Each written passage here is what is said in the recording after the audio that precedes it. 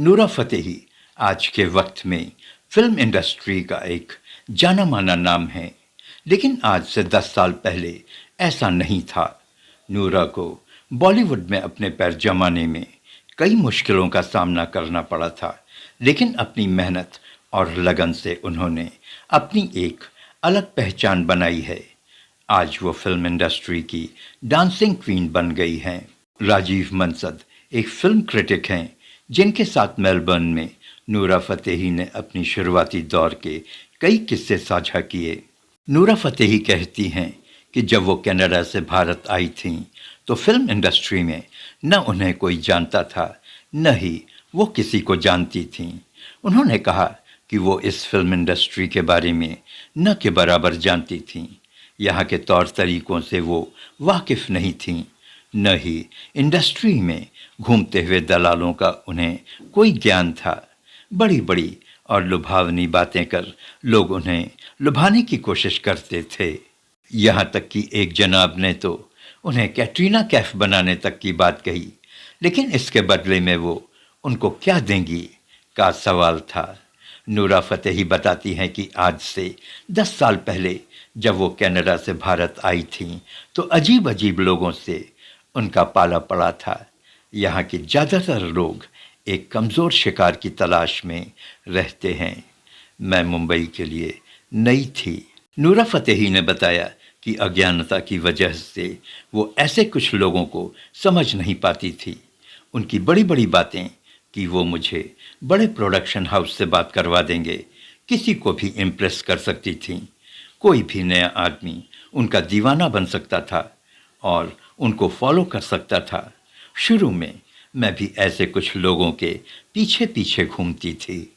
नूरा फ़तेही ने बताया कि इसी वजह से वो कई बार काफ़ी खराब और भयावह सिचुएशन में भी फंस गई थीं।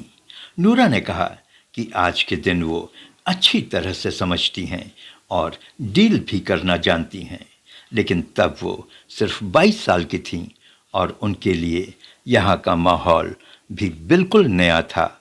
उन्होंने कहा कि अब मैं सोचती और समझती हूँ कि मैं तुम्हारे पीछे क्यों आ रही हूँ। कोई किसी के लिए कुछ फ्री में नहीं करता है, लेकिन तब मैं सोचती थी कि इस इंसान को भगवान ने भेजा है। मैंने बहुत बेवकूफ़ों को फॉलो किया है। एक्ट्रेस ने कहा कि अगर उनमें से कोई मुझे किसी सही इंसान से भी मिलवा देता, तो उसके बदले में कुछ न कुछ पाने की चाह में करता, और इसी तरह की वो लोग उम्मीद करते थे। नूरा फ़तेही ने कहा कि ऐसी कई डरावनी सिचुएशन में वो फंसी। लोगों ने मुझसे कहा कि बताओ मुझे इसके बदले में क्या मिलेगा, और तब मेरी उनसे लड़ाई भी होती थी।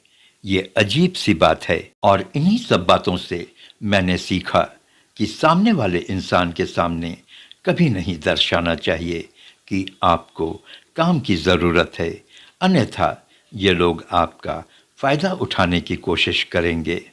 नूरा ने कहा कि वो समय बेहद मुश्किल था और इसका असर उनकी मेंटल हेल्थ पर भी पड़ा और वो डिप्रेशन में चली गई थीं। उन्होंने बताया कि इसका उन्हें इलाज भी करवाना पड़ा था।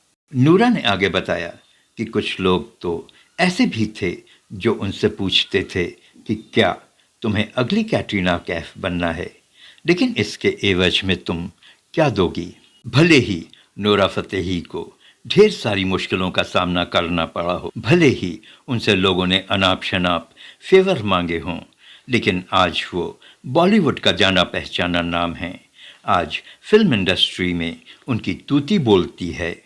आज डांसर नूरा फ़तेही किसी परिचय की मोहताज नहीं है। अपने डांस से उन्होंने अपना लोहा मनवा लिया है। अब अपनी एक्टिंग से भी अपना जलवा बिखेरने को तैयार हैं। Thank you for joining. Please channel को सब्सक्राइब करें। जय हिंद, जय भारत।